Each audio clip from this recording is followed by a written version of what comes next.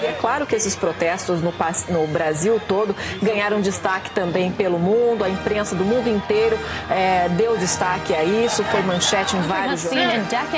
As many as 200,000 people have held demonstrations in cities across. 2 weeks ago, sparked by a rise in bus fares. Let's go live to Adam Rainey now, who joins us from Brazil's economic capital, São Paulo. Adam, what can you tell us about events on the... Eu prefiro a juventude não acomodada. Eu prefiro a juventude não burocratizada. Eu prefiro a juventude que está na rua. Eu sempre dizia que era um erro tratar esses movimentos como se eles fossem apenas movimentos virtuais, na internet. E eu dizia em várias palestras que era só uma questão de tempo e que iria transbordar do virtual para... Agora, senhor presidente, nós queremos uma juventude ativa. E isso já significou muito para a história do Brasil. Os grandes avanços desse país ocorreram com luta, com organização, com mobilização, foram conquistas. Jornada Mundial da Juventude no Rio de Janeiro. Além de reunir milhares de peregrinos, o evento foi marcado pela presença do Papa Francisco, que comoveu os fiéis com as lições de humildade e o desejo de solidariedade entre os povos. O Papa Francisco desembarcou hoje no Rio de Janeiro, alguns minutos antes do previsto. E já no primeiro dia da visita ao Brasil, surpreendeu os fiéis. Aprendi que para ter acesso ao povo brasileiro é preciso ingressar pelo portal de seu imenso coração. Por isso, permítanme que nesta hora eu possa bater delicadamente a esta porta.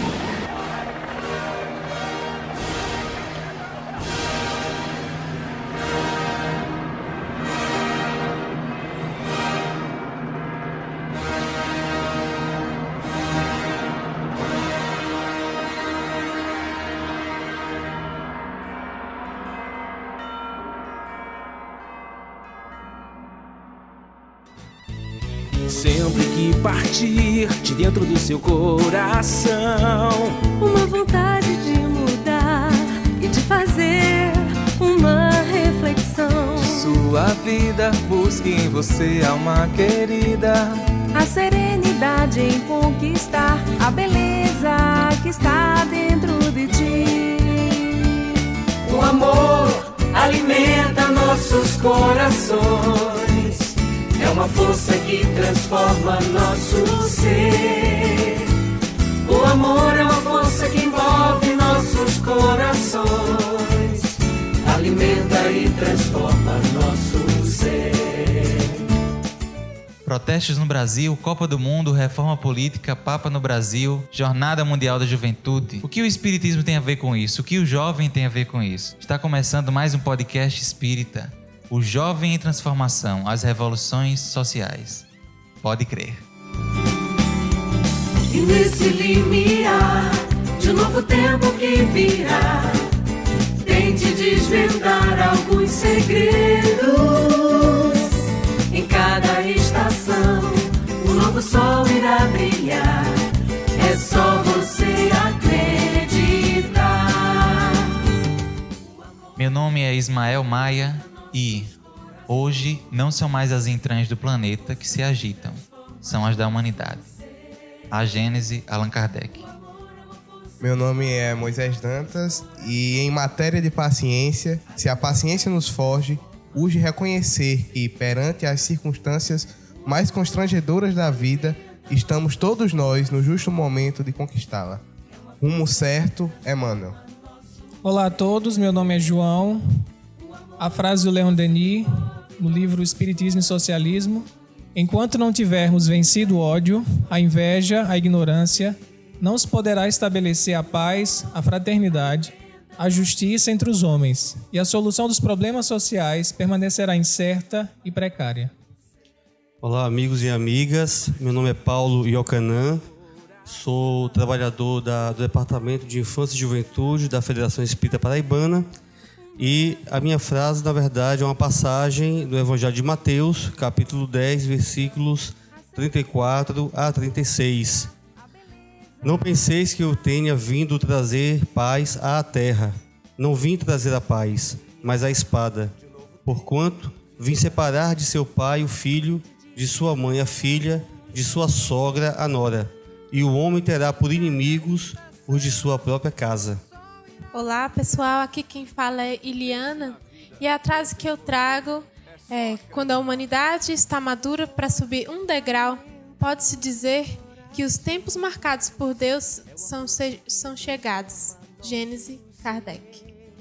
Olá a todos, eu sou Denis Martins e a frase de hoje é: moralmente, a humanidade progride pelo desenvolvimento da inteligência, do senso moral e do abrandamento dos costumes. Allan Kardec, Revista Espírita, 1866, mês de outubro. Olá a todos, aqui é a Isabela Azevedo e a minha frase de hoje é: o discernimento é caminho para o acerto, do livro Conduta Espírita, de André Luiz. O amor alimenta nossos corações, é uma força que transforma nosso ser. O amor é uma força que envolve nossos corações, alimenta e transforma nosso ser.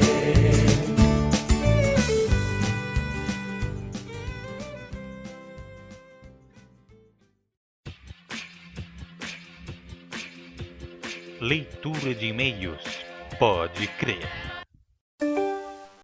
Meus amigos, enquanto vocês vão aí se preparando para mais um episódio do Pode Crer, nós vamos fazer aqui a leitura de e-mails e recados sobre o último episódio, o Pode Crer 2, o Jovem em Transformação, a tarefa da evangelização. Se você deseja ir direto para o episódio, é só pular para o minuto 14 minutos e 11 segundos. Então, o primeiro recado que nós vamos ler é da Cris Cavalcante, do Rio de Janeiro. Ela diz o seguinte: amigos do Pode Crer, sou do Rio de Janeiro e trabalho com a evangelização da infância e da juventude. Conheci o primeiro episódio pelo Facebook e achei muito bacana o trabalho de vocês. Os textos são relevantes e bem comentados. As músicas são apropriadas e bem escolhidas. Dão o tom certo, suave, à mensagem. Parabéns pela seriedade e solidez desse trabalho. Gostaria de saber como surgiu o envolvimento com o NEP e com os outros estados, como os outros estados podem se integrar. Abraços e muita paz. Querida Cris, muito obrigado pelas suas palavras, pelo seu incentivo, por estar nos acompanhando. Ficamos muito felizes mesmo com os seus comentários, sobretudo vindos de uma evangelizadora, da juventude, alguém que já conhece muito bem esse mundo. Em relação ao NEP, Núcleo de Estudo e Pesquisa do Evangelho, nós acabamos de gravar um episódio do Pode Crer sobre estudo do Evangelho à luz do Espiritismo. Esse episódio provavelmente vai ser o Pode Crer 5, né? E nesse episódio nós falamos sobre o NEP, o nosso NEP aqui da Paraíba e outros grupos de estudos voltados ao Evangelho, né?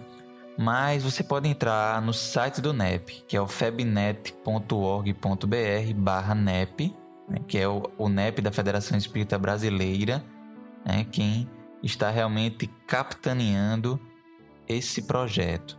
E lá você vai encontrar informações, entender a proposta para poder implantar aí no seu estado. Quem também nos manda recado é a Candice Gunter. Ela diz o seguinte: muito bacana esse Pode Crer. Agradeço pela oportunidade de aprender com vocês. Registro o comentário que reputo de grande importância neste podcast, a de que o trabalho com os jovens não é apenas um trabalho voluntário em que dispomos do tempo que nos sobra, mas é um compromisso, um trabalho que requer dedicação e amparo espiritual. Gostaria de lhes pedir a indicação de livros e material espírita para trabalhar com os jovens. Atualmente estamos estudando o livro Alvorada Cristã. Agradeço de coração o auxílio. Abraços fraternos. Candice, muito obrigado mais uma vez por seu comentário, de novo nos acompanhando.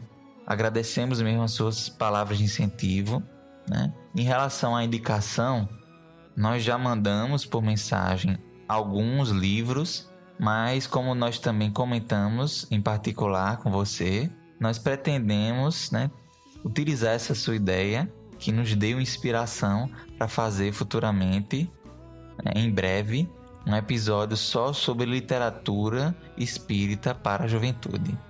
Queria aqui passar o recado do nosso amigo Reynolds, que é lá do Vale do Piancó, de Itaporanga, um grande companheiro.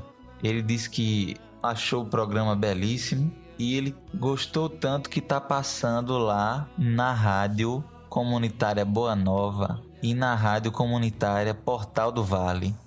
Então, para vocês que estão acompanhando aí das rádios Boa Nova, né? Que passa sempre às 17 horas o programa Música e Mensagem, que é apresentado pelo Reynolds. E também para vocês que acompanham pela rádio comunitária Portal do Vale FM, de Boa Ventura. Então, valeu, Reynolds, aí pelo apoio. Um abração a todo mundo do Vale do Piancó, todo mundo que está acompanhando esse nosso projeto. Um grande abraço. E a Laís Karine, lá do Recife, nossa querida amiga, manda o seguinte: parabéns, meus amigos, por mais um trabalho fantástico. Nosso movimento precisa de trabalhos como esses e de exemplos de jovens como vocês, nos inspirando no trabalho espírita em qualquer lugar do Brasil. Laís, você é muito gentil. Nós não merecemos isso. O Henrique também manda o seu recado.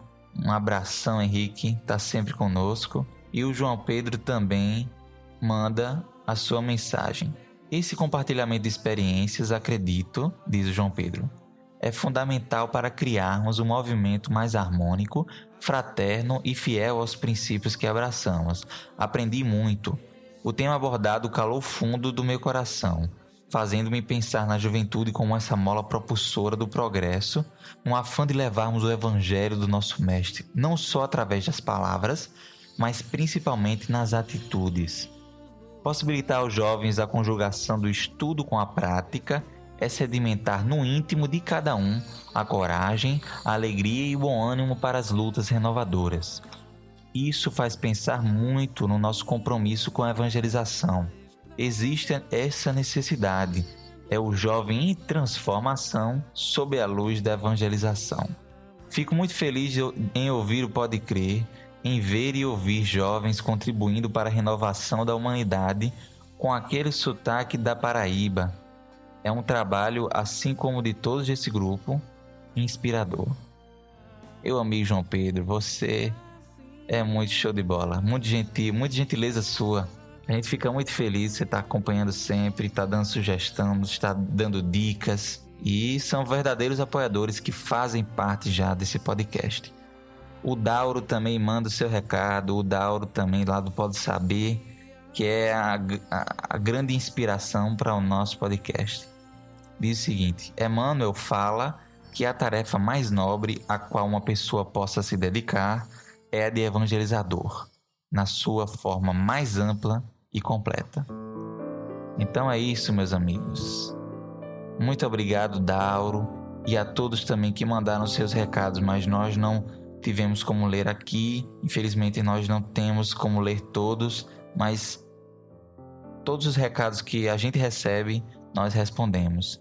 Então nos envie aquela mensagem, aquela crítica, sugestão, correção para o e-mail faleconosco@fepb.org.br ou pelo nosso Facebook, que é o Facebook da Federação Espírita Paraibana, e em breve nós vamos fazer uma página do Facebook só para o Pode Crer. Então, vamos lá para mais um episódio do Pode Crer.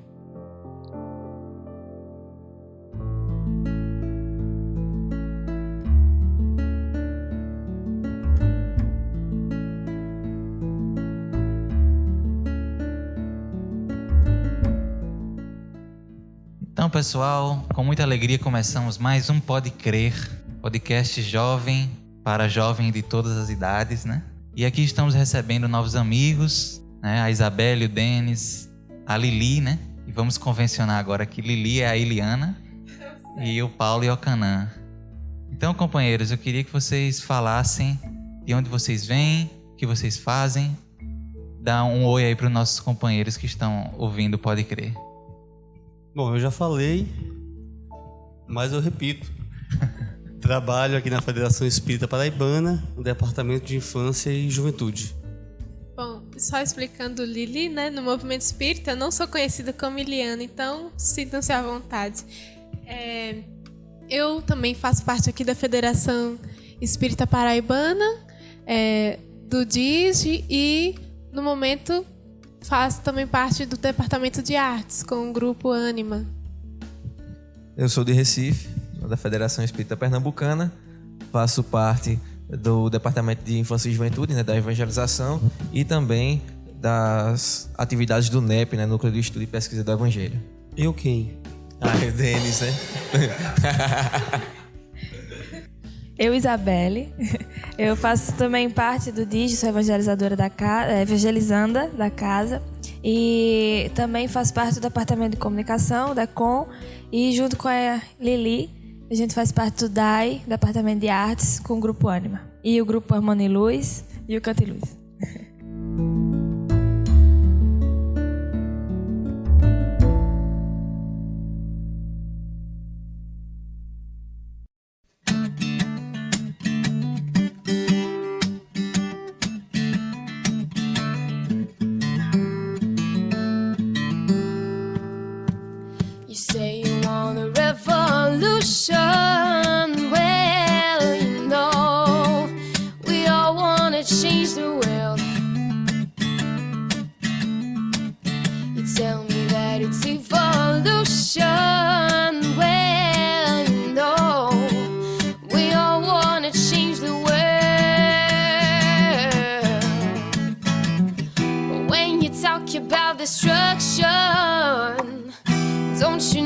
You can count me out, but you know it's gonna be alright. You know it's gonna be alright. You know it's gonna be alright.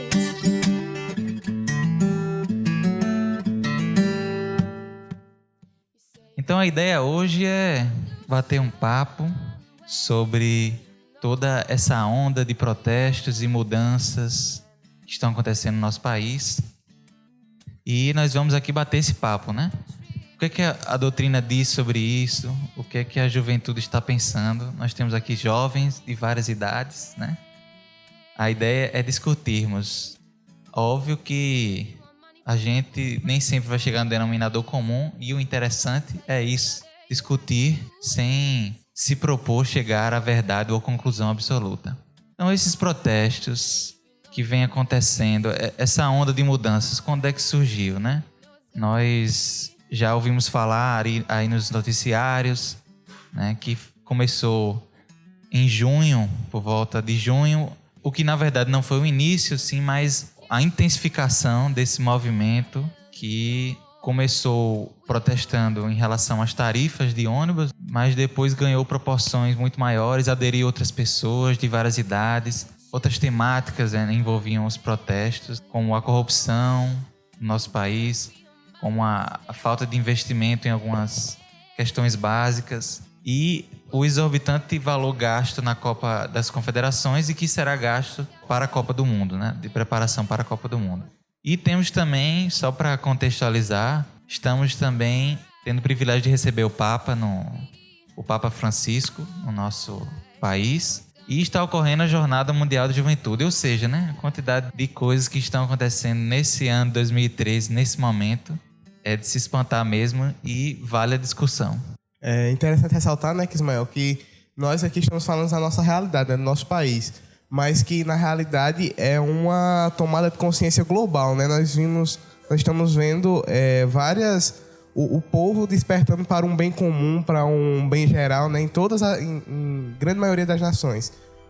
Ano passado nós tivemos a Primavera Árabe, esse ano nós tivemos a derrubada do poder no Egito, e as pessoas estão despertando para essa nova consciência, nessa nova era do bem geral, do bem comum.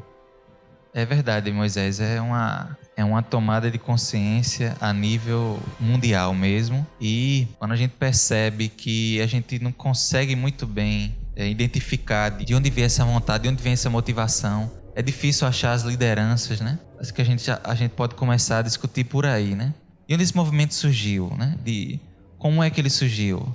Tanto no aspecto sistemático, de organização, como é que ele foi surgindo, como o espiritual, né? tudo que reflete no nosso planeta físico tem origem no plano espiritual. Eu queria trazer para a discussão, no livro A Caminho da Luz, Emmanuel, no capítulo 22, ele fala sobre a Revolução Francesa. E um parágrafo, ele me parece muito atual. Ele diz assim: o luxo desenfreado e os abusos do clero e da nobreza, em proporções espantosas, haviam ambientado todas as ideias livres e nobres dos enciclopedistas e dos filósofos no coração torturado do povo. A situação das classes proletárias e dos lavradores caracterizava-se pela mais hedionda miséria. Os impostos aniquilavam todos os centros de produção, salientando-se que os nobres e os padres estavam isentos desses deveres. Então, parece-me que as coisas mudam-se, as personagens, mas continua havendo uma exploração.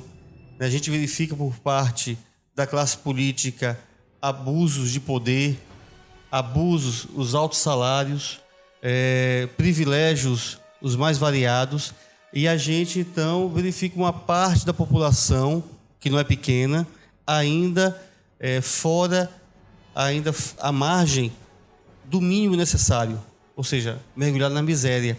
E isso aí tudo vem se acumulando ao longo do tempo, fazendo com que as pessoas não mais queiram esse modelo que aí está, né? A gente recorda também aqui, só para eu colocar um ponto a ser tratado, que o evangélico e o espiritismo, ele traz lá uma questão da desigualdade. E é colocado o seguinte: se nós dividíssemos toda a riqueza do planeta igualitariamente entre as pessoas encarnadas, evidentemente, isso seria possível, o que ia acontecer? No dia seguinte, nós teríamos diferenças. Porque uns são mais previdentes, outros são imprevidentes, enfim, uns são mais inteligentes para conservar. Então a desigualdade novamente estaria colocada. Mas o problema da humanidade não é a igualdade.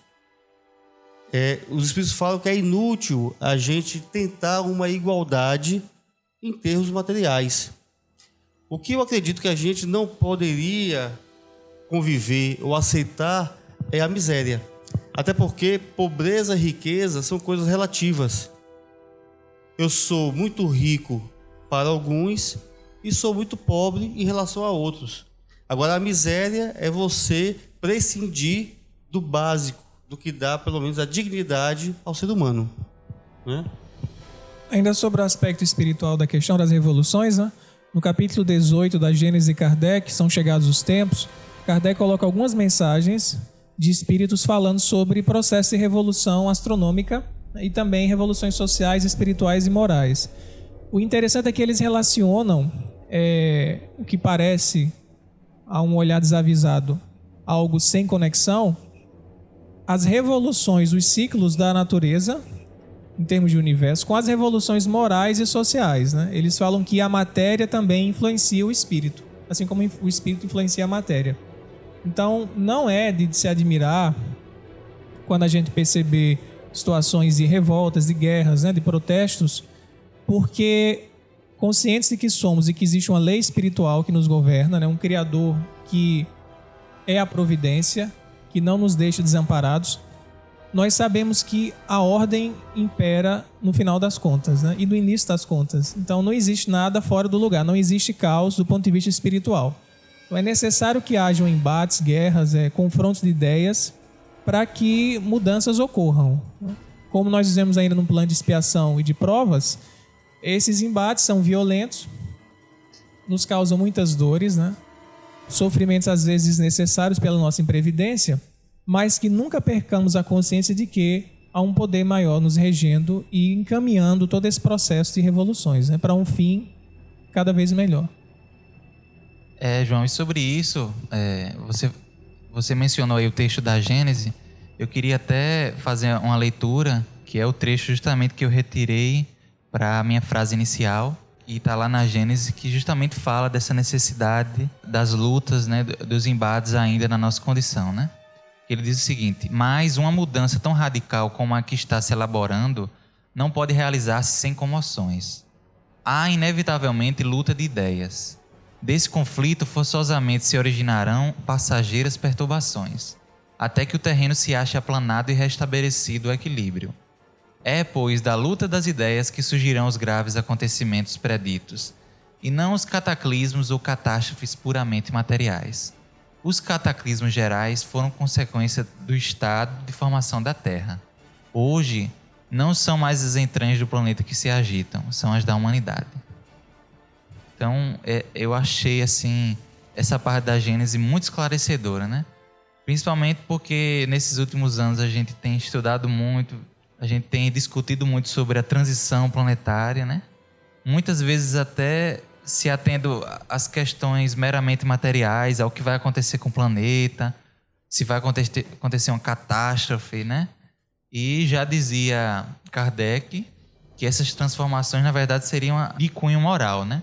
E o próprio Chico também dizia que, para se estudar transição, ele dizia que seria mais significativo e mais acertado para nós que venhamos a estudar a transformação atual da Terra sob o ponto de vista moral, porque para o serviço espiritual confiado às nossas mãos e aos nossos esforços, não se perca em considerações que podem sofrer grandes alterações, grandes desvios. A gente não sabe o que vai acontecer com a Terra em termos materiais. Inclusive, o Kardec, na Revista Espírita, ele fala uma coisa interessante, né?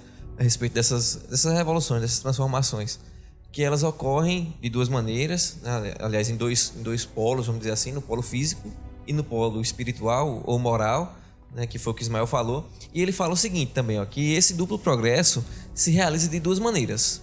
Uma lenta e gradual, que é insensível, a gente não consegue perceber, né? Porque ele vai sendo transmitido ao longo dos séculos, né? E outra, por mudanças mais bruscas, que em cada uma delas se opera um movimento ascensional, ou seja, evolutivo, né, para cima, mais rápido, que marca por caracteres muito marcantes, né, os períodos progressivos da humanidade. Então essas revoluções, essa dificuldade das pessoas se sentirem confortáveis com o estado da sociedade, né, ela vai fazer com que a humanidade se manifeste para buscar uma ascensão espiritual, né, uma transformação moral que deve vir de maneira mais forte, mas não violenta, né? É forte no sentido de esforço próprio, no sentido de se empenhar todas as suas energias a fim de que a humanidade possa progredir, né? Que as pessoas consigam melhorar suas condições de vida de forma tranquila, de forma mais calma, mas de forma mais digna. E na pergunta 783 ele vai perguntar justamente isso, né? O aperfeiçoamento da humanidade segue sempre uma marcha progressiva e lenta, isso no Livro dos Espíritos, né? É justamente o que você falou, né? Os Espíritos respondem ao progresso regular e lento que resulta das forças das coisas. Mas quando um povo não avança rápido o suficiente, a providência provoca, de tempos em tempos, um abalo físico ou moral que o transforma, né? É justamente o que está acontecendo hoje. Nós agora, né, como o Ismael falou, esse período culminante da transição, nós enxergamos uma tomada de consciência geral, né? E também, em contraponto, nós estamos em uma pré-anomia, né? É quando as agências nômicas, elas não exercem mais seu poder de regulação da sociedade. E aí nós, toda a comunidade enxergando isso, ela se posiciona nas ruas e de qualquer forma, né, nas redes sociais também, né, de onde foi que surgiu esse movimento, né, que nós vamos discutir mais à frente. E aí se posiciona e vai tomar as rédeas, né, para que as coisas melhorem, né, que a coisa tenha um avanço. E quando o espírito vai evoluindo, né, vai sentindo necessidade de novas coisas, de novas ideias, e é por isso que surgem os abalos ideológicos, não é verdade? Quando a gente está com alguma escassez ou com algum conflito, algum tipo de mudança social ou física, é que surge a necessidade da mudança. E por isso que é aí que acontecem as mudanças, né? Por exemplo, países que não têm não têm muitos recursos, como a água, eles criaram a necessidade, usando a sua inteligência, para que tenha esse recurso da agricultura, por exemplo, né, do melhor utilização dessa água. E falando dessas mudanças bruscas que promovem as perturbações, né, as perturbações temporárias, a gente vê com esse olho de perturbação, porque nós temos uma visão limitada, né, dos planos de Deus, da providência divina. Se a gente fosse como esses ministros de Jesus, né, que está sob o comando do orbe terrestre, a gente veria como é necessário cada uma dessas coisas. Comparando com a nossa própria vida, nós tivemos pequenas experiências, né, ao longo da nossa vida, e nós vimos que os problemas pelos quais nós passamos foram importantes e cruciais para momentos da nossa vida agora. Como se, comparando com uma reforma numa casa, por exemplo. Na reforma a gente quebra tudo, tira a parede do lugar, né? Quebra os azulejos, enfim. Mas depois, essa casa vai ficar muito melhor, muito mais habitável. E ninguém dos moradores dessa casa se revolta contra o dono que teve a decisão ou contra os pedreiros que estão fazendo isso. Se a gente tentar ter essa fé, né, na providência divina, de que nós não estamos sozinhos, que tem gente no leme, né, guiando o nosso barco, a gente vai pensar como nesse caso. Aproveitando que vocês estão falando aqui, a gente sabe que para acontecer as mudanças tem que ter primeiro um despertar, né? Primeiro a gente tem que ter a consciência de que a gente precisa mudar aquilo, para depois, se a gente praticar e conseguir reverter a situação. E foi uma coisa bonita de ver o despertar das pessoas, né, nas ruas.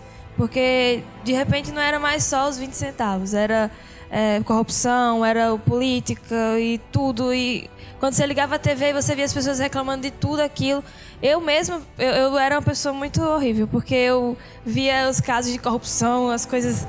O Brasil nunca vai mudar, não. Esse país nunca vai para frente, porque não tem condições de mudar isso. E quando a gente ligava a TV e via as pessoas se juntando para não falar só sobre a questão do aumento do ônibus, mas para falar sobre tantas outras coisas que atingem hoje o Brasil, né? Então foi uma coisa muito bonita de se ver, eu fiquei muito orgulhosa do nosso país. E o massa é ver a predominância da paz nesses eventos, né? Que todo mundo estava falando em pacificidade, em fazer as coisas pensando somente de uma maneira ideológica, né? A maioria foi assim. Tá certo que a mídia às vezes enfatiza, né, o que acontece de ruim, aqueles outros que querem fazer manifestações violentas, mas eu fiquei muito emocionada durante esse tempo que eu vi, né, na televisão, como tá diferente essas manifestações, como estão diferentes nesse sentido, né, da não violência. Eu também, como todos os jovens, me emocionei, né? E como a Isabela falou, é realmente de dentro para fora que se faz, né? De dentro do indivíduo para fora da sociedade, né? Porque nós entendemos que a revolução, ela não pode ocorrer simplesmente no plano organizacional da coisa, mas tem que acontecer dentro do indivíduo, né? E como a gente reclama dos nossos representantes algumas das vezes, né, dizendo que eles são os corruptos, mas se nós nos acomodamos dentro das nossas casas e fechamos os olhos para o mal da sociedade algumas vezes, nós também estamos sendo corruptos com isso. Nós estamos nos corrompendo acerca disso, e nós prezamos por uma pureza que não existe na realidade, né? Nós somos puros, mas na realidade nós estamos sendo corruptos como os nossos representantes são, e assim eles nos representam mais ainda, porque como nós somos, eles também são. A única diferença é que nós não temos o poder, né? Que eles... O interessante dessa temática, né, em relação ao jovem, é que o jovem está em transformação, né? É o nosso lema maior. E as revoluções provocam a repercussão no interior do jovem. Ele se sente mexido com tudo isso. Alguns jovens que eram mais passivos, até indiferentes ou desesperançosos, como Isabelle colocou, o país não tem mais jeito, a gente só vê corrupção. E a mobilização de um grupo de jovens, né, de forma pacífica, inteligente, ordeira, usando o caminho da rede social, acabou provocando um efeito positivo naqueles que estavam dormindo, né? O gigante acordou. A gente escutou muito isso nos telejornais e viu também muito isso escrito nas redes sociais. E como é que o jovem, então, espírita poderia se posicionar em relação às revoluções, né? A nossa meta principal, enquanto seres encarnados, é o quê? É a reforma moral, é a transformação dos sentimentos da inteligência. Então, é aproveitar esse momento propício, né, que o nosso país, e como Moisés citou, revoluções pelo mundo vive, para nos posicionarmos naquilo que a gente sabe que é o melhor para o coletivo. Eu acho que a grande sacada vai ser conseguirmos construir um discurso não partidário, e aqui no Brasil a gente teve uma mobilização muito característica em torno da nação. A gente via ali alguns partidos querendo se aproveitar ou querendo levantar uma bandeira, mas em geral era uma manifestação não partidária em busca dos valores humanos. Dignidade, respeito, né, direito à educação, à saúde. Então o jovem espírita precisa se posicionar em termos de militância com esse propósito coletivo do bem comum e buscando resgatar aquilo que é mais essencial para o ser humano. Eu acho que é necessário fazer aí uma reflexão acerca de como essas coisas elas se encaminham. Em O Livro dos Espíritos, no capítulo 8º do livro 3º, ele vai falar da lei de progresso, que já foi citado aqui algumas questões. Então, lá ele diz que a questão da moralidade, né, esse progresso moral, ele se dá como consequência do progresso intelectual. Nem sempre ele acompanha na mesma intensidade, mas é uma consequência, porque a partir do momento que o homem vai evoluindo intelectualmente, ele vai podendo compreender melhor o bem e o mal e podendo então discernir. Aí é que entra a questão moral. E a gente vai verificar nesse mesmo capítulo quais são os dois maiores obstáculos ao progresso. E os espíritos respondem que são o egoísmo e o orgulho.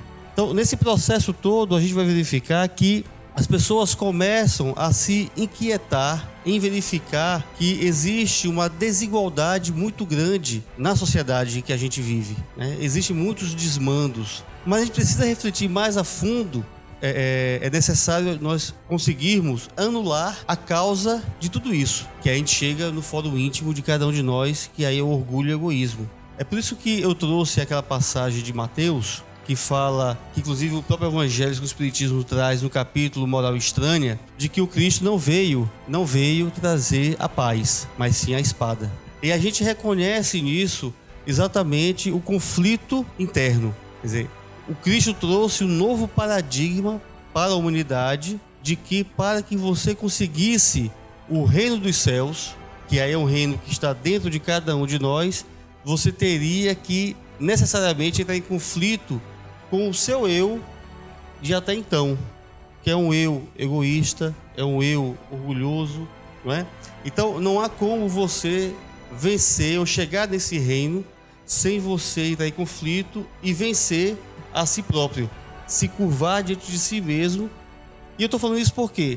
Porque a gente verifica também ainda, pelo menos essa é a minha visão, que as manifestações ainda são muito em busca de valores exteriores. É válido, mas ainda não vai ser uma conquista legítima enquanto a gente não conseguir vencer a si próprio. Porque a grande maioria de nós, a grande maioria de quem está nas ruas, se lá estivesse, faria coisas semelhantes ou piores. Ou melhor, nós já fazemos, em qualquer posição que nós ocupemos na sociedade, nós nos corrompemos, né? A gente desvia coisas. É claro que o que eu faço de errado não tem uma repercussão, pelo menos imediata, tão grande quanto a de alguém que detém um poder. Então, a gente precisa começar a refletir, chamar a atenção, para que todos nós possamos olhar primeiro para nós mesmos. Eu não quero com isso dizer que é anulado ou que não tem validade as manifestações. Pelo contrário, elas são o começo de uma reflexão que precisa chegar ao íntimo, porque eu acho que isso ainda não teve a intensidade adequada. É por isso que André Luiz, no capítulo Embates Políticos, capítulo 10 do Conduta Espírita, ele fala assim, que o Espiritismo não pactua com interesses puramente materiais. É essa questão. Muitas vezes o pessoal pergunta, né? Os próprios jovens na evangelização perguntam o que o Espiritismo está dizendo dessas manifestações, né? E aí a gente tem que fazer essa distinção que Paulo fez aqui, né? manifestação, o espiritismo ele não pactua com esses interesses materiais que se pregam, né? Redução de tarifas, isso aí não tem. O espiritismo não quer saber dos interesses materiais, das riquezas materiais. O que o espiritismo prega é a melhora íntima e das condições de vida, que as pessoas sejam mais fraternas, a fim de que não haja mais corrupção e que os homens, a humanidade se ame como irmão, assim as pessoas não mais padecerão de fome, de sede, falta de água, né? Falta do básico, né? Das necessidades básicas. Se os homens se amarem como irmãos, embora ainda existam ricos e pobres, né? Mas existirá também essa comunhão, né? Fraterna, que não vai deixar ninguém passar necessidades de passar fome, né? E essa miséria, como Paulo falou. Eu só queria complementar o que João falou na questão do bem comum. Nós precisamos de pessoas que governem para o bem da coletividade, que sufoquem os interesses pessoais em favor dos bens comuns. Mas isso só se dará, eu só vou abrir mão dos meus interesses pessoais quando eu conseguir vencer o meu egoísmo. Por isso a importância da reflexão, do conhece-te a ti mesmo, como passo inicial e verdadeiro da revolução que ficará efetivamente. Porque de todas as revoluções que a gente viu, que a história nos traz, nós verificamos, na verdade, mudança de personagens no poder, mas que ainda oprimem, que ainda tiram vantagens, privilégios para si mesmo. Ou seja, colocando seus interesses pessoais acima dos interesses da coletividade. O que eu estou só colocando é que a verdadeira revolução ela vai ocorrer quando a gente atentar, porque a própria revolução agora mais do exterior, ela vai despertar na gente essa condição da gente repensar o que nós fazemos no nosso dia a dia. Quando a gente cobra de um político, a gente vê, o que é que eu faço? Então, é um processo que ele vai retroalimentando e é muito importante que hajam essas revoluções, mesmo que ainda não parta do eu sincero, íntimo, tá? Pegando o gancho que Denis colocou sobre a questão material, né? O nosso objetivo principal não é brigar por melhoras materiais, assim. A gente sabe que isso são condições transitórias e muitas vezes até a necessidade material para algumas pessoas em termos de carência é necessária para a evolução dele. Mas eu acho interessante citar um pensamento do Leon Denis, da obra Socialismo e Espiritismo, que ele diz assim: é legítimo que todos os homens aspirem o bem-estar material, assim como as alegrias do espírito e do coração. Mas pensamos que é sobretudo graças à ação moral que se chegará a melhorar nossas instituições, a aperfeiçoar a ordem social. Então nós não desejamos, é uma questão até de saúde, de bom senso, viver sofrendo. Eu quero ficar aqui vivendo o mínimo, morrendo de fome, morrendo de sede. Não é o que a gente busca em termos de felicidade e alegria, né? E é legítimo a gente buscar a felicidade dentro das nossas possibilidades. Mas se a gente não tiver a base moral fundamentada, vão ser só momentos efêmeros e o temor de que um outro governante tome o poder e aquela fatia de bolo que estava sendo comida por um grupo vai ser comida por outro. A gente nunca vai ter a consciência tranquila e a paz, sabe? Não, a gente sabe que agora existe um governo que pensa em todo mundo, né? Que distribui as riquezas de um país de forma justa, que dá condições de acesso à educação, de trabalho. E então a gente pode viver de uma forma realmente feliz e com conforto, sobretudo de espírito. Então é focar na reforma moral para que os benefícios materiais, como dizia Jesus, venham, né? Buscar o reino de Deus e a justiça, do ponto de vista espiritual, que os acréscimos materiais serão consequência disso. Que Paulo estava falando também, das coisas que a gente faz no dia a dia, para a gente perceber que são coisas simples, não precisam ser coisas extraordinárias, né? Não adianta a gente pegar uma placa e sair na rua dizendo que é contra a corrupção e chegar na prova do vestibular e filar. Então, isso é totalmente contra as regras, a gente é ciente disso. Então, para a gente observar os mínimos detalhes, as coisas mais básicas, como pegar um lixo e jogar no chão.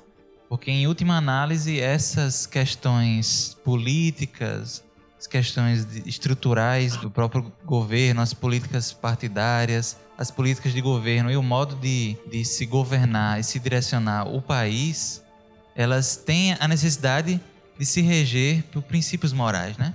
É isso que a gente está discutindo. E se a gente for parar para pensar, por exemplo, esses protestos e raciocinar um pouco sobre a sua origem, o que é que está por trás de tudo isso? a gente estava discutindo sobre iniciativas para poder se movimentar diante desses movimentos. E a gente começou a parar para raciocinar em questões práticas mesmo. O que está acontecendo, né? A origem desse problema, a origem que mais aparece, são os problemas estruturais do governo. Começando com a questão de mobilidade urbana, de tarifas dos ônibus, tarifas dos transportes públicos, e depois para questões mais abrangentes como saúde, educação. E tudo isso nós somos responsáveis também por promover essas mudanças e por zelar pela qualidade desses serviços, mas os governos têm uma responsabilidade maior porque eles regem todos os princípios e as políticas governamentais em relação a essas questões. Então, a princípio, para resolver isso, nós teríamos que ter também um governo atuante e ético, né? E aí surge outra questão. A gente começa a protestar não só sobre saúde e educação, e sim corrupção também. Porque essas coisas necessitam de um governo ético, né? Um governo que não seja corrupto. E para que a gente não tenha um governo corrupto, a gente precisa eleger corretamente, eleger as melhores pessoas, ou as pessoas atualmente, infelizmente, são as menos piores, né? Aí a gente vai fazendo essa escala, né? Desde daquele problema lá das tarifas de ônibus e a mobilidade urbana, chegando na corrupção. E como é que a gente elege melhor? Hoje, se a gente for parar para pensar, as nossas eleições, elas não são ganhadas pelos políticos com as melhores propostas, sim com as propostas que têm melhor publicidade. E para se ter uma melhor publicidade, eu tenho que ter dinheiro dado por empresas que, em sua maioria, são empresas particulares com interesses próprios. Vocês veem de onde o problema vem, que é uma coisa muito mais... A raiz está muito mais embaixo. Em última análise, a gente vai chegar a esses interesses dessas empresas, e tudo isso estaria resolvido se nós pensássemos em uma sociedade onde esses valores morais fossem pregados e exemplificados desde essa raiz, né? Mas a gente já começa por posturas personalistas, egoístas, né? As empresas se beneficiando ao seu bel prazer para seus próprios interesses, e aí vai criando essa escala enorme até chegar ao contribuinte, ao cidadão, ao usuário desses serviços públicos. Então, isso aí foi um resumo muito mal feito dessa discussão que a gente tem feito. Mas para a gente perceber que é isso mesmo, né? Em última instância, o que está por trás são esses valores morais, desde os nossos atos, os atos de cada cidadão, como a Isabelle falou, a questão de como se comportar até numa prova vestibular, né? Nós recaímos novamente no individualismo, no personalismo, né? Que são fruto do egoísmo e do orgulho, né? E pensar numa sociedade igualitária é justamente pensar numa sociedade sem esses males, que ainda nós iremos durar um pouco para estabelecer uma sociedade assim. E essas reformas, essas revoluções que estão acontecendo, que aconteceram como a Revolução Francesa, a Revolução Inglesa, que marcam a história, elas ficaram limitadas a um período histórico, mas quando essas revoluções, essas reformas acontecerem dentro do indivíduo, elas ficarão incontidas na história, elas marcarão o tempo, assim como Jesus marcou o tempo quando na manjedoura ele veio. Então, essas reformas ficarão incontidas no tempo e marcarão para sempre a história da humanidade. Foi bom você ter falado sobre essas questões históricas, Moisés, porque aqui no próprio país nós temos também duas questões que a gente tem que mencionar. Que foi o período da ditadura, porque eu acredito que nós tenhamos aqui pessoas que vivenciaram ainda, pessoas que sentem os seus reflexos, e esses movimentos ganharam força justamente pela revolta que as pessoas têm diante de uma postura ditatorial, né? Tudo ganhou mais força quando a gente começou a ver na televisão posturas autoritárias, posturas que a gente pensou que havia vencido, né? E também outra questão que a gente não pode deixar de mencionar é a época das diretas já, a época do impeachment do Collor, que eu, não sei vocês, mas eu só vivenciei isso assistindo pela TV agora, tentando ver as retrospectivas e ver o que aconteceu. Mas o Paulo pode falar melhor como é que foi esse movimento que ele vivenciou, né, Paulo? Desculpa aí denunciar a sua... Verdade, eu contava com meus 20 primaveras em 92, quando o Collor teve o impeachment dele. Mas eu queria voltar só um pouquinho antes, Ismael, no que você falou com relação a eleição, a voto, a quem escolher. A gente fica num problema sério porque muitas vezes você não tem escolha. E eu acho que é um equívoco da população de maneira geral. A gente fala sempre muito na época de eleição que a nossa arma é o voto. Eu não considero isso verdadeiro porque não é eficaz. A nossa arma é o acompanhamento efetivo do trabalho daqueles que foram eleitos. Porque quer tenha sido eleito por mim ou não, serão os nossos representantes. Então, o voto em si, ele não é aquilo que vai determinar, e sim a prática. Então, a gente, por exemplo, nós precisamos, na minha opinião, de uma reforma política. A gente precisa de algo que venha a tirar a atratividade financeira de lobby, enfim, da política.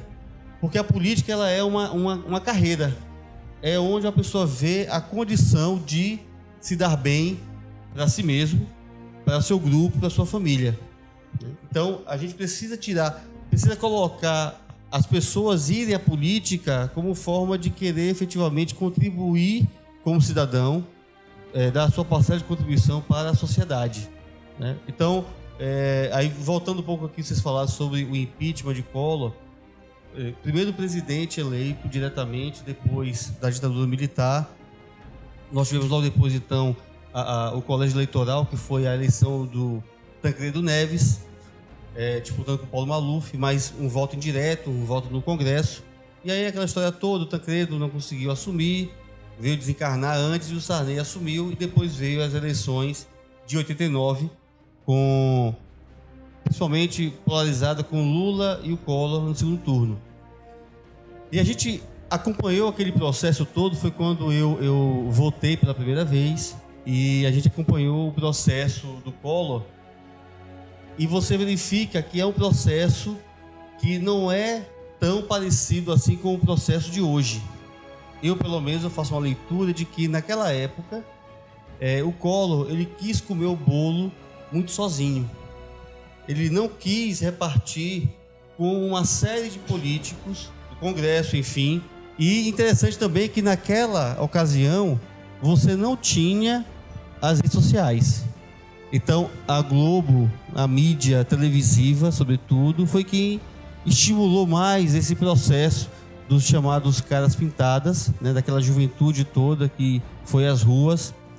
O próprio Collor, ele sugeriu que as pessoas, fez um desafio para que saíssem de verde, amarelo, enfim, com alguma das cores da nossa bandeira, e teve um sentido inverso, né, porque tudo isso foi muito, na minha visão, articulado por interesses outros. Dessa vez a gente verifica que houve uma espontaneidade maior. Por quê? Porque hoje a população tem um poder de comunicação nas mãos que não há controle, não há como haver controle de quem quer que seja. Então, esse poder de comunicação, que é fundamental em qualquer articulação, em qualquer movimento, hoje nós temos. O povo livre de qualquer interesse, de qualquer grupo econômico, ele tem como se movimentar e tem como se informar. E aí, então, dá esse poder que a gente viu nas ruas de se mobilizar de forma, assim, muito rápida. É isso que eu penso. Com relação ao voto, o André Luiz ele fala de forma maestral. No Conduta Espírita, ele diz assim: cumprir os deveres de cidadão e eleitor, escolhendo os candidatos aos postos eletivos segundo os ditames da própria consciência, sem, contudo, enlear-se nas malhas do fanatismo. Esse despertar da consciência, voltando àquela questão da reforma íntima, para que a gente possa escolher os melhores candidatos, ou pelo menos dar o voto de forma que a nossa consciência não nos acuse depois de termos feito algum uso equivocado dele.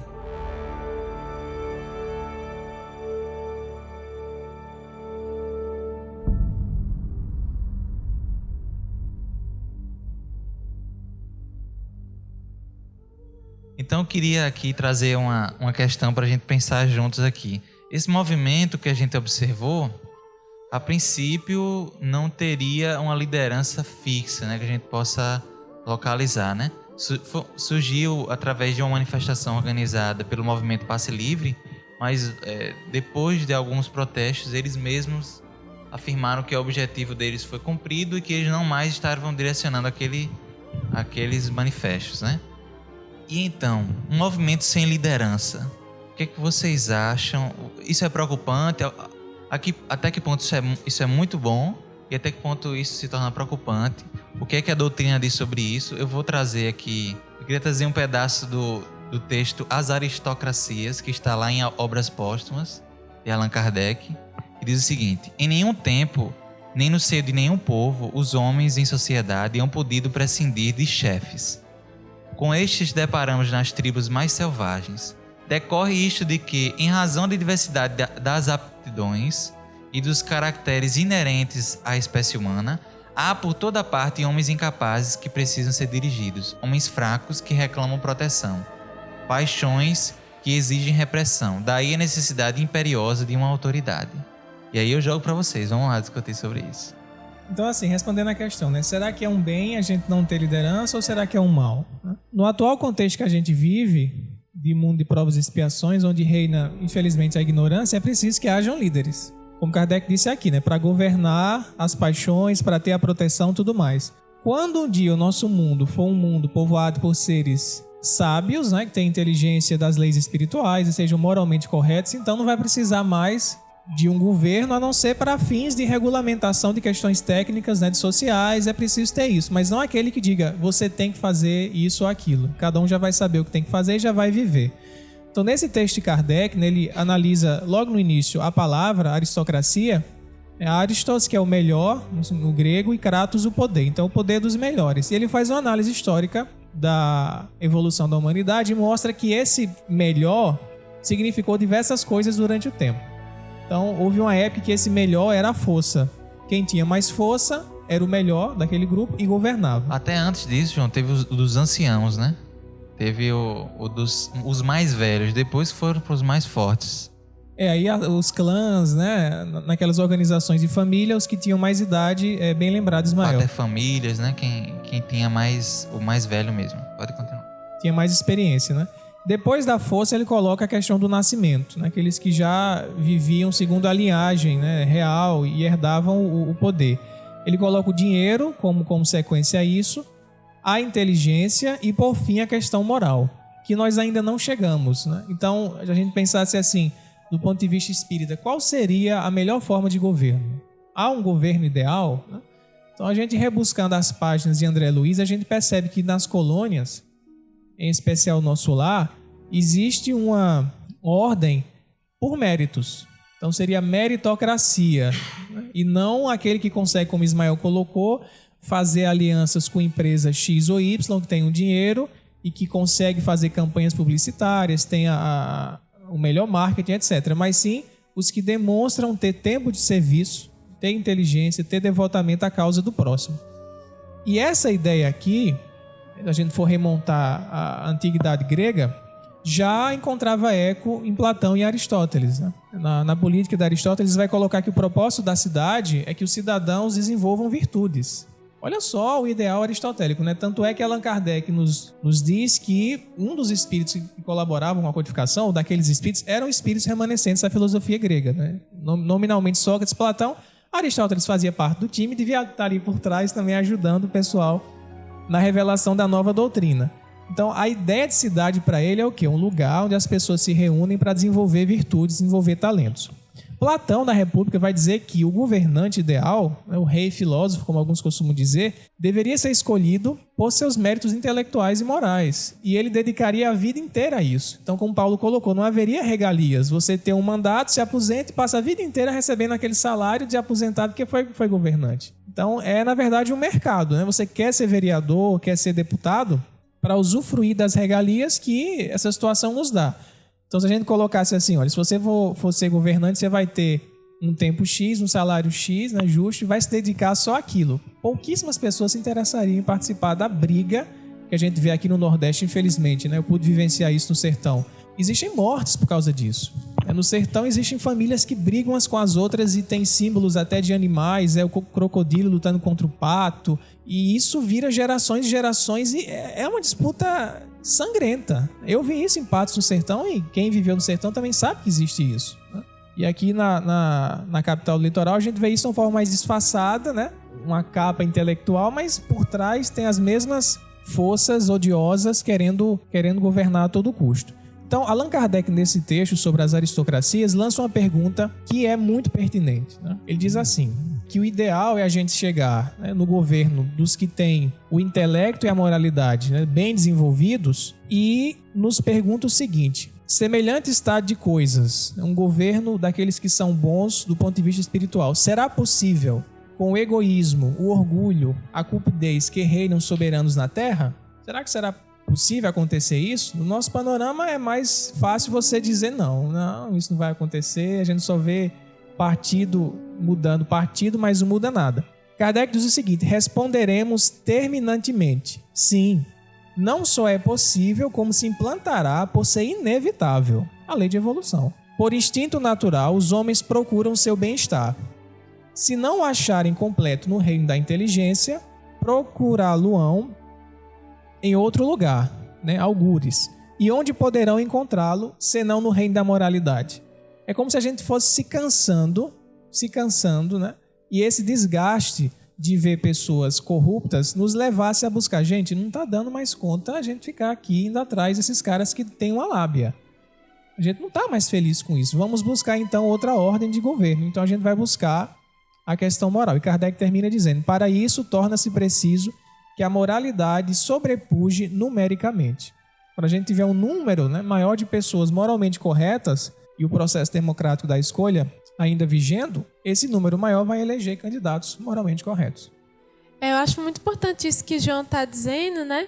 E a gente percebe que, independente das coisas ruins que ainda existem, que todo mundo fala, tá lento, o Brasil não vai melhorar, isso e aquilo, tem um monte de coisa ruim, mas a gente vê, pelo menos nesse estudo histórico que Kardec fez, vê uma evolução gradual que aconteceu ao longo da história, né? Hoje a gente vê isso numa síntese, mas quantas pessoas estavam vivendo nessas épocas não era tão perceptível, né? Hoje em dia a gente está passando por uma outra mudança que eu acredito que seja o início dessa próxima forma, né? Da escolha, pelo menos do despertar para essa nova forma da moral, né? Dos representantes, que também tem que partir de nós, de cada um. Eu acho que o mais importante que a gente tem que se perguntar com relação a isso é justamente o que Aristóteles se perguntou: quais as virtudes que eu quero ver despertar nessa cidade, nesse país, nesse mundo, né? E como é que eu vou fazer esse mundo, esse país mudar? É através de mim mesmo. É minha responsabilidade individual e a responsabilidade coletiva para que isso aconteça. Se eu ficar pensando, não, tem que mudar, mas eu não faço nada, quem vai fazer? Alguém tem que tomar a iniciativa, né? E se todos tomarem, aí que vai ser melhor ainda. Partindo de nós isso, vai ficar muito mais simples de se mudar as coisas. Os representantes não nos representam, então nós temos que começar mudando, fazendo a nossa parte, a nossa própria corrupção, né? Isso de não filar, de não furar a fila, de dar a vez pro outro no trânsito. Essas coisas são importantes e imprescindíveis para qualquer tipo de mudança. A gente tem que ter a fé de que estamos sendo auxiliados pela espiritualidade, mas é uma fé ativa, porque nesse momento cada um é importante, né? Na construção que nós estamos vivendo. E não esquecer também que nós hoje estamos lutando por um futuro melhor. E nós mesmos iremos viver nesse futuro melhor. Como seres reencarnados, nós estaremos hoje fazendo com que o nosso próprio futuro aconteça. Com relação à liderança ainda, tem um palestrante, um pesquisador chamado Simon Sinek. E ele tem uma palestra, uma teoria, que se eu não me engano é o Círculo de Ouro, alguma coisa desse tipo, ou é o Globo de Ouro, enfim. Que ele fala o seguinte: é uma palestra motivacional sobre liderança, mas é interessante que ele traz uma questão bastante peculiar, que tem a ver com isso que a gente tá discutindo aqui, que é o seguinte. Ele fala que as pessoas, com relação a marketing, a publicidade, enfim, elas não compram o que você faz. Elas compram o porquê você faz alguma coisa. E elas compram ideias, não o como ou o que você está fazendo para colocar aquela ideia em prática. Mas elas compram o porquê, qual a sua motivação para fazer aquilo. E ele dá um exemplo bem simples, que entrou para a história, né? O Dr. Luther King, né, que fez uma verdadeira revolução nos Estados Unidos, negro, tira num dia de domingo, na década de 1960, pessoas de vários locais dos Estados Unidos, um domingo à tarde, para assistir um discurso dele, onde ele estava falando assim: eu tenho um sonho. E não, eu fiz isso, ou eu pretendo fazer aquilo, ou eu prometo fazer aquilo. O discurso dele era: eu tenho um sonho. E as pessoas se sentiram livres, motivadas, acreditaram num sonho, numa ideia de alguém que estava ali pedindo paz, pedindo compreensão, dizendo que tinha um sonho de viver num mundo melhor. Movimentou milhares de pessoas, mobilizou o mundo inteiro e foi reconhecido como um dos promotores, né, uma das pessoas que promoveram a paz no mundo. Esse caráter pacífico dessas manifestações dá mais ênfase às ideias do que a violência. Se você parte para a violência no seu protesto, ela vai tomar a frente, vai meio que consumir todo aquele ideal que você está trabalhando. Então o que importa e o que dá força é justamente esse caráter pacífico das manifestações, esse lado da gente se importar com as ideias. E aproveitando, a gente sabe que assim que começou essas revoluções, explodiu, né, em todo mundo, em todos os lugares, e todos os dias eram revoluções, todos os dias era gente saindo nas ruas, ao mesmo tempo em todas as capitais, as cidades, no interior, e por muito tempo o Brasil só falava nisso, né? Só que aí as revoluções, eu não sei se vocês perceberam isso, mas foi diminuindo o ritmo, como tudo que geralmente explode na mídia sempre vai acalmando, vai diminuindo. E assim, começaram a dar focos em grupos mais que realmente estavam saindo às ruas para ser vândalos mesmo, para fazer vandalismo, para quebrar as coisas, para agredir as pessoas, agredir os policiais. E aí começaram a lançar várias, como se a polícia tivesse infiltrado no meio das pessoas também. Isso eu vi uma reportagem sobre isso, eu achei um absurdo.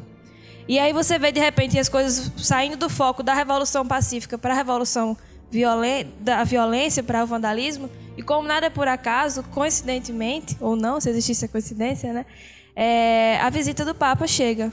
E aí, de repente, todo mundo sai daquele foco de a gente tá vândalos nas ruas e o Brasil perdeu o foco das revoluções para a visita do Papa.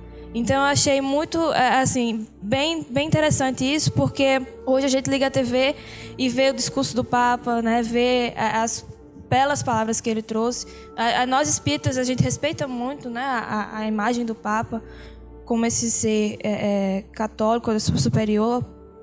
E eu achei muito interessante porque ele foi exatamente para o Rio de Janeiro, a cidade onde começou tudo, né? Então mobilizou milhares e milhares de jovens aqueles milhares de jovens deviam estar nas passeatas. De repente ele junta todo mundo para falar sobre uma única coisa, Jesus, né? Para fazer com que todo mundo esteja no mesmo pensamento, esteja na mesma sintonia. E é uma coisa muito bonita você ligar, você ver nas reportagens aqueles milhares de jovens. Hoje mesmo, antes de vir para cá, eu estava vendo milhares de jovens, a praia estava cheia, não tinha um buraquinho.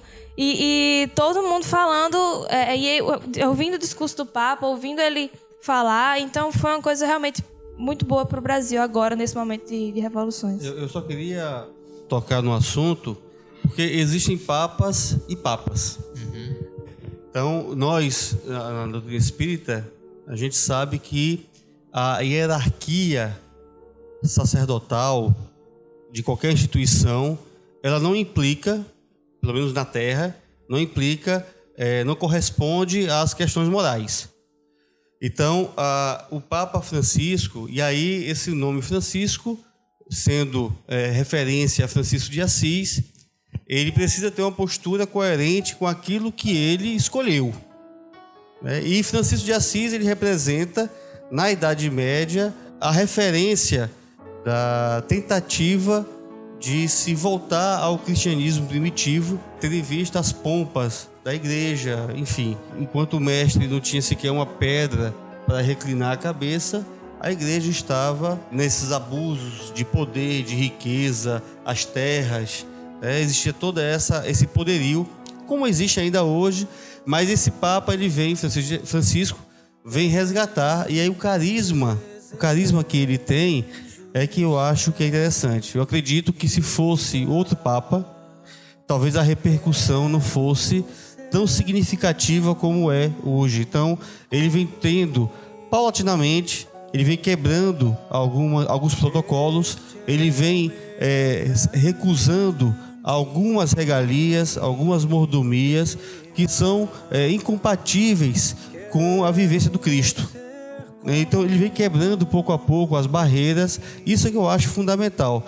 Daí a nossa admiração pelo Papa, não pelo posto que ele ocupa, mas pelo procedimento que ele tem, né? Mesmo tendo toda a regalia que o cargo confere, mas ele vem se negando a isso, vem se esforçando realmente em se manter simples. Isso é importante. E eu só queria voltar rapidamente a uma questão que o Ismael perguntou sobre liderança. Eu não creio que esses movimentos aqui no Brasil não tenham lideranças. Talvez a gente fique um pouco confuso de encontrar essas lideranças de uma forma assim tão patente como ocorreu em outras épocas. Mas, por exemplo, quando você vê um grupo que vai ter que discutir num parlamento, junto à presidente Dilma, por exemplo, você identifica que tem um grupo que vai. Então, existe uma liderança, só que essa liderança, e aí vem uma característica importante, pela própria indignação da população em relação à questão dos partidos políticos, de não querer que exista uma paternidade, vamos dizer assim, de um partido perante esses movimentos. Inclusive, nós acompanhamos aqui na caminhada aqui em João Pessoa, um certo grupo que tentou se aproveitar da situação, não foi, Moisés? Tentou se aproveitar da situação e o pessoal disse show, pode ir embora, não deixaram eles falarem, se aproveitarem do momento, E quase que, se eles não se calassem, ia ter agressão ao carro de som que eles estavam utilizando. Isso eu achei muito interessante. E isso não significa que seja uma postura apolítica. É uma outra questão também que eu acho importante o jovem pensar nisso, porque a própria postura apolítica é uma postura política. Então, tudo que nós temos, tudo que se desenvolve, ele passa pela política. Então, não adianta a gente perder tempo em querer dizer assim, não, a política é suja. Não é a política que é suja. São os homens, somos nós mesmos que estamos nessa política, que fazemos com que ela se torne suja, porque nós somos sujos. Então, o que nós precisamos é mudar o modelo mental, e o aproveitamento do instrumento que é imprescindível, que é a política na nossa sociedade. Então, o jovem ele precisa ter uma postura política, mas uma postura política que esteja permeada pelo Evangelho de Jesus. Porque aí a gente vai conseguir ter uma aplicação. E aí eu lembro de Emmanuel, no livro Caminho, Verdade e Vida, que ele diz o seguinte: é por louvá-lo nas igrejas e menoscabá-lo nas ruas que temos caído 1000 vezes. Ou seja, nós precisamos, nas escolas, nas universidades, no Congresso, na prefeitura, seja onde for, precisamos aplicar os preceitos do Evangelho para que, de fato, a coisa se modifique. E aí a gente vai ter como líder mesmo Jesus, como sendo realmente aquela referência que devemos seguir em todas as atitudes que a gente tenha para consigo, para com o próximo, para com a sociedade e para com Deus. Duas coisas.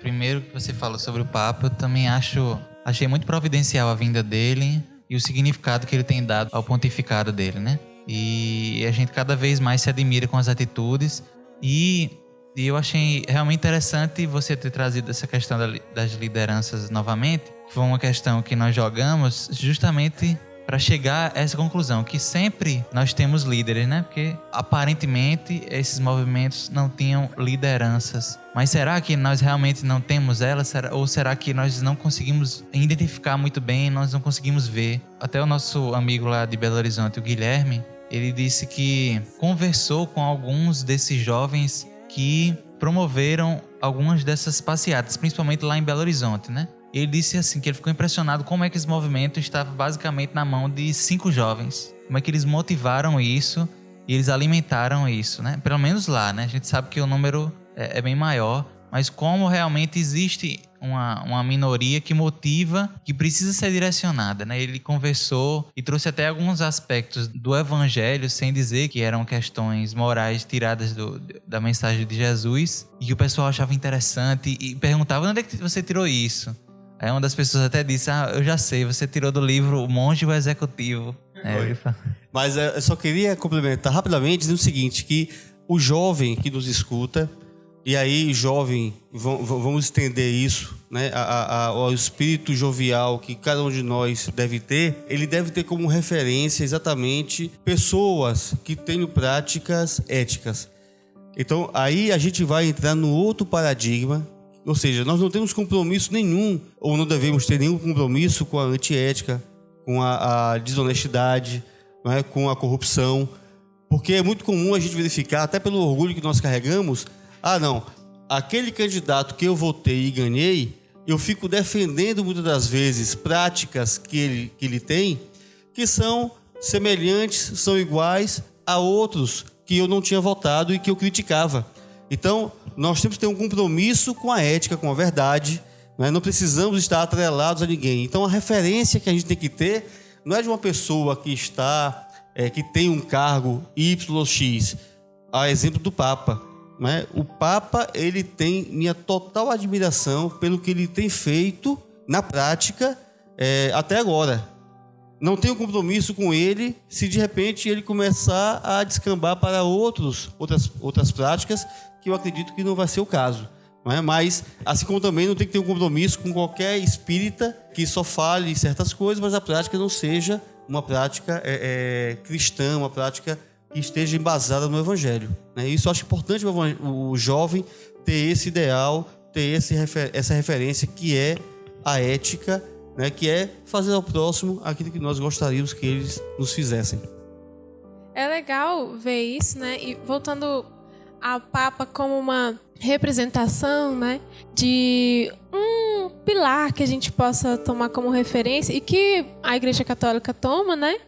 A gente pode voltar a essa questão da liderança, que os jovens que estão tomando a liderança dessas revoluções, também de todas as formas que hoje em dia está acontecendo, é importante a gente aliar, não esquecer de aliar a sabedoria com a força, né? No caso, a gente não esquecer de ver o que já foi feito antes, né? Pelas pessoas que já viveram há mais tempo, e ver isso mudar de uma forma responsável essas coisas, o que não está bom, e ver o que já tem de bom e copiar, na verdade. É bom essa presença do Papa aqui no Brasil, porque ele veio trazer essa segurança no sentido moral, né? No sentido de trazer a mensagem de Jesus para embasar mais os corações das pessoas. Porque sem esse embasamento doutrinário, né, fica difícil mudar as coisas com um objetivo digno, com um objetivo real. E outra coisa que eu queria ressaltar é que a gente não pode esquecer de ver todas as coisas, de estudar sobre todas as coisas, antes de tomar qualquer partido, antes de tomar qualquer decisão, né? Porque é nosso, esse país é onde a gente vive, então faz parte de nós. O que for feito de errado é culpa nossa, pela nossa não participação ou pela nossa participação não muito boa. Então, eu mesmo tinha às vezes preguiça, achava ruim ficar vendo televisão, porque às vezes passava muita coisa triste, né? Muitas desgraças. Mas eu percebi que é importante a gente estar por dentro dessas coisas. Se não quer ver TV, jornal, vá pegar as revistas que tem pela internet, o jornal, que é muito importante a gente estar ligado nisso, porque o que a gente aprende na doutrina espírita, por exemplo, na evangelização ou no EJO, independente da onde a gente estude, a gente aprende que nós temos que praticar o que aprendemos com Jesus, né? Essa é a melhor forma de se viver, essa é a forma de evoluir. Então, como é que a gente vai praticar o que Jesus ensina se a gente não sabe o que está se passando onde a gente vive, para melhor agir, né? André Luiz fala que, por nenhum pretexto, condenar aqueles que se acham investidos com responsabilidades administrativas de interesse público, mas sim orar em favor deles, a fim de que se desincumbam satisfatoriamente dos compromissos assumidos. Para que o bem se faça, é preciso que o auxílio da prece se contraponha ao látego da crítica. A gente tocou aqui num aspecto mais importante, o tempo inteiro, né? Queria trazer um aspecto técnico aqui pra gente... Porque a Lili trouxe a necessidade de a gente se informar sobre as notícias, informar sobre até a nível técnico-estrutural, a nível de legislação, de direito. E eu que estou envolvido com o mundo do direito mais diretamente. Mas, assim, nós temos propostas de mudanças estruturais também que não valem de nada se não ocorrer essa mudança moral que a gente vem falando sempre. Mas eu acho importante a gente se informar sobre essas propostas, né, de reforma política. Como mudar a própria legislação, como mudar a estrutura dos nossos órgãos, dos nossos partidos. Como o Paulo falou, o movimento é apartidário, mas não é um movimento contra os partidos ou de abolição dos partidos, né? É contra a conduta, né? E existem muitas propostas de modificações estruturais e principalmente em relação à identificação com o partido. A gente não sabe muito bem o que tal partido propõe, o que tal político está fazendo ali em relação à fidelidade partidária. Muitos políticos vivem trocando de partido, você não sabe muito bem o que eles propõem, quais são as propostas. Então, tudo isso dificulta a gente saber o que aquela pessoa representa, o que aquele partido defende. É a questão da identidade do partido. Aquele partido, ele se propôs, veio para quê?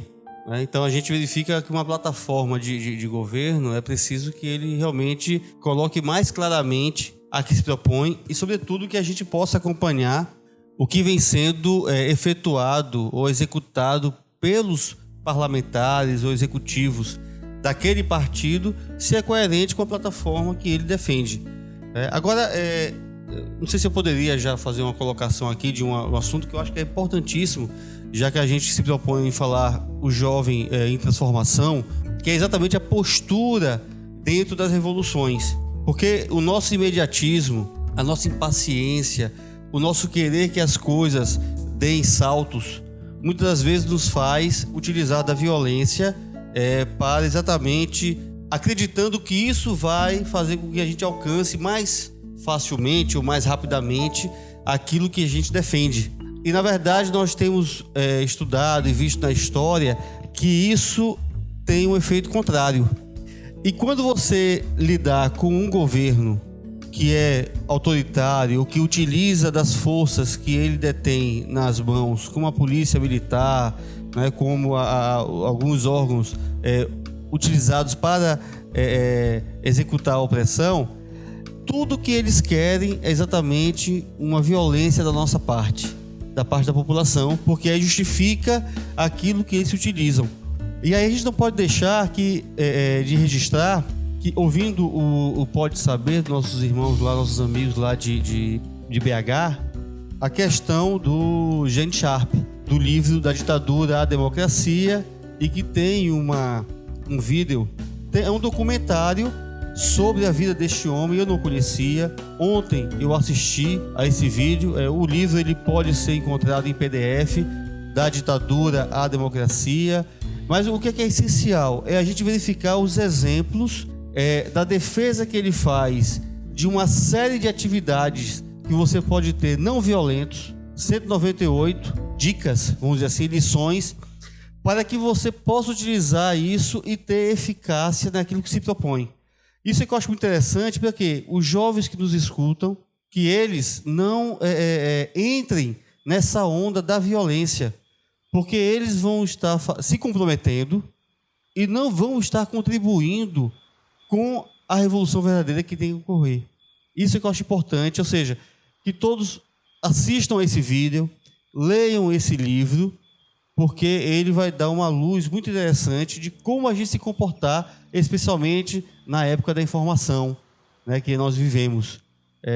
Que a gente tem um poder muito grande nas nossas mãos, que é o poder da comunicação. É muitíssimo importante também a gente não se esquecer de que, mesmo tendo as ações, as atitudes não violentas, de saber o porquê dessas ações, né? Antes de entrar em qualquer tipo de atitude. Então, pessoal, o papo foi muito bom. Eu queria que vocês já dessem as suas considerações finais, né? Se despedindo do pessoal e deixando a mensagem que vocês quiserem deixar para os nossos jovens de todas as idades que estão assistindo agora. Bem, nós queremos agradecer o convite e a todos que nos escutam. Queríamos deixar a mensagem de que nós possamos realmente se indignar, né? Colocar essa indignação nas práticas no nosso dia a dia, desde os acontecimentos mais simples. Que a gente possa se iluminar a cada dia através dos nossos conhecimentos, e muita paz a todos. Agradecer o convite por mais uma vez participar do Pode Crer, né? E assim, foi um aprendizado. Eu confesso que nunca tive interesse em questões, ou muito interesse em questões políticas. Via na universidade o pessoal da área de humanas se mobilizando, e eleições de DCE e de departamento, e eu ficava, por que eles ficam brigando tanto para fazer essas coisas e terem lá o post no DCE, que é um lugar também, infelizmente, de muita briga e acontecem coisas absurdas, né? Mas não há como a gente ficar indiferente. A escolha da indiferença já é uma escolha. Então, aprendendo com o Espiritismo, com as lições que a gente recolhe dos mentores espirituais, um desses, né, mentores que esteve encarnado no século XX, o Gandhi, para mim foi um grande exemplo de indignação justa e de ação. Via o seu país sob o domínio da Inglaterra e situações de abuso que ele não pôde ficar parado, né? Então ele se indignou e fez uma revolução pacífica e conseguiu fazer com que a Índia tivesse a sua liberdade assegurada, né? Pelo menos durante um certo tempo. Então a mensagem é essa, que a gente possa trabalhar, lutar para a melhora da sociedade, mas com armas lícitas, né, que é a consciência e a vivência mesmo da fraternidade. Bom, gente, agradecer também pela participação que eu tive a oportunidade. Pedir desculpas pelas falas longas. Tirei aí a palavra de alguns companheiros, mas enfim, como a gente está na primeira vez, então a gente se achou aí, mas dizer o seguinte, que o jovem, que é lícito nós irmos às ruas, inclusive importante nós que temos aí o conhecimento da doutrina espírita, que sabemos que a não violência ela é muito mais forte do que a violência. Então, todo jovem, espírita ou não, mas que tem a índole de pacifismo, que ele vá às ruas exatamente para contribuir mais para que os movimentos sejam pacifistas, que a gente não fique mais acomodados na nossa confortável poltrona, mas que a gente possa lutar por melhores condições, que a gente possa estar permeado pelo Evangelho. É importante que a gente tenha sempre esse pensamento do Evangelho de Jesus, porque certamente as nossas tomadas de decisão serão as melhores possíveis. Então, que todos possam realmente se comprometer com a mudança real, que é a mudança interior. Que a gente faça esse esforço, não é fácil, mas que a gente faça o esforço da reforma íntima, que ela vai repercutir indiscutivelmente no plano exterior. Então, um abraço a todos e até uma próxima oportunidade. Oi, gente, eu queria mandar um beijo grande no coração de vocês. Espero que tenham gostado, né? Obrigada aqui aos meninos pela participação, pela minha participação, aprendi muito. E eu queria dizer que às vezes eu, pelo menos, às vezes me perguntava, meu Deus, eu sei que tá tendo essa mudança, eu sei, e agora? O que eu faço? Eu não faço a mínima ideia do que fazer, eu me perguntava, né?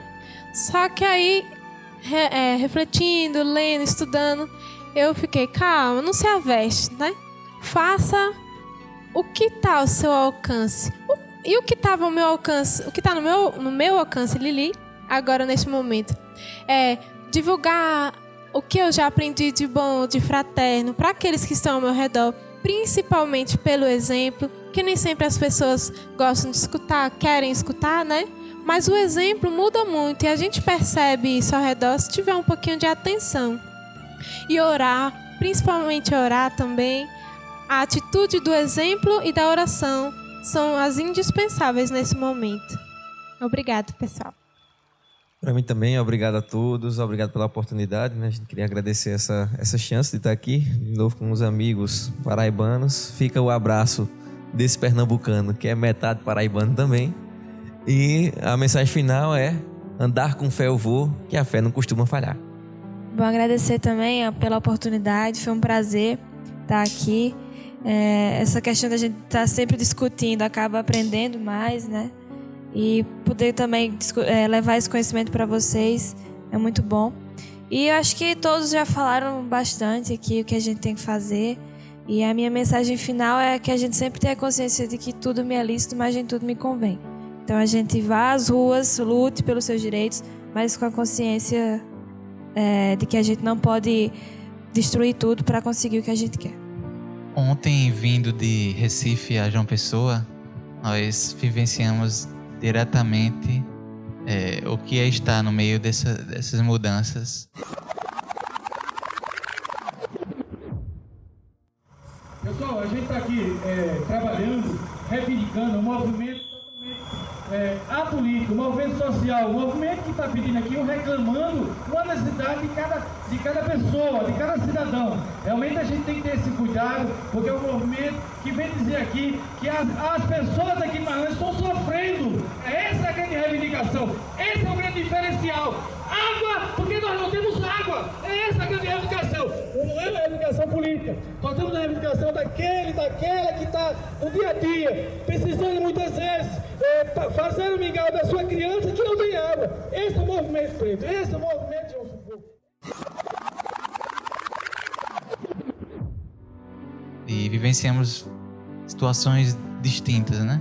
Tanto de admiração com aquele ideal daquele povo, daquela cidade que estava 8 dias sem água e estava manifestando a sua necessidade básica como ser humano, tanto com a atitude de alguns poucos contra nós que nada tínhamos a ver a princípio com aquele problema, mas que em essência todos nós em comunidade temos a ver com os problemas uns dos outros, mas que agiram de maneira violenta e que nos entristeceram um pouco, mas nada disso nos desmotive a participar e promover essa mudança interior em todos nós. É com essa mensagem que a gente se despede de mais um Pode Crer. Foi um grande prazer estar aqui com amigos, batendo esse papo. A gente agradece a você que está ouvindo, né, você que está nos acompanhando. Mande a sua mensagem, se comunique conosco no Facebook, por e-mail. Mande e-mails para o faleconosco@fepb.org.br. Façam críticas, sugestões. Aqui a gente está aberto para receber qualquer tipo de interação, né? Nós estamos aqui bem à vontade, então é possível que uma ou outra coisa a gente fale de equívoco e a gente adoraria se vocês pudessem nos corrigir e comentar, né? Então, mandar um abraço para todos e até o próximo Pode Crer.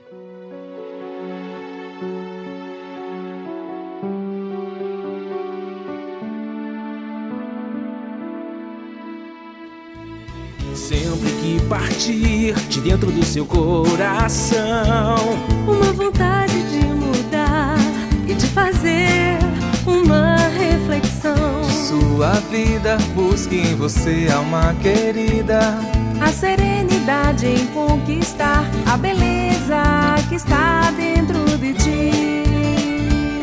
O amor alimenta nossos corações.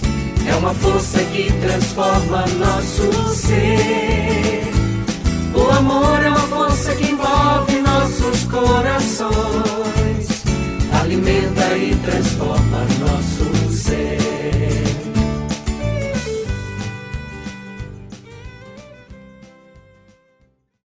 Protestos no Brasil, Copa do Mundo, reforma política, Papa no Brasil, Jornada Mundial da Juventude.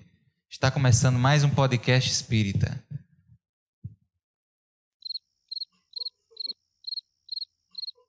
Volta aí, eu esqueci o nome do podcast. Não pode crer, mas é o Jovem em Transformação, as Revoluções Sociais.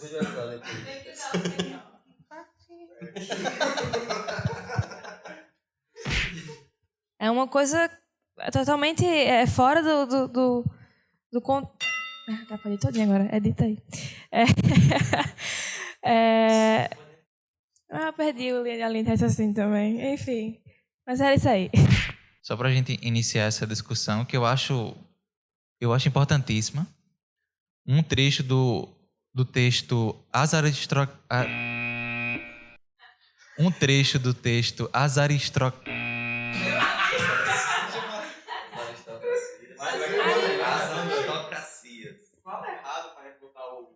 Eu já falei duas vezes. Eu queria aqui então trazer um trecho do texto. Moisés aqui só. Vamos voltando. Eu queria deixar a João trazer esse texto. Valeu, vai trazer mais alguma coisa. As aristocracias. É porque eu falo trecho antes, aí complica. Olha, mas é isso. Vira pra lá, vai. Com as nossas realidades, com as nossas... Pode? Agora você vai cortar, né? Igual a outra, não.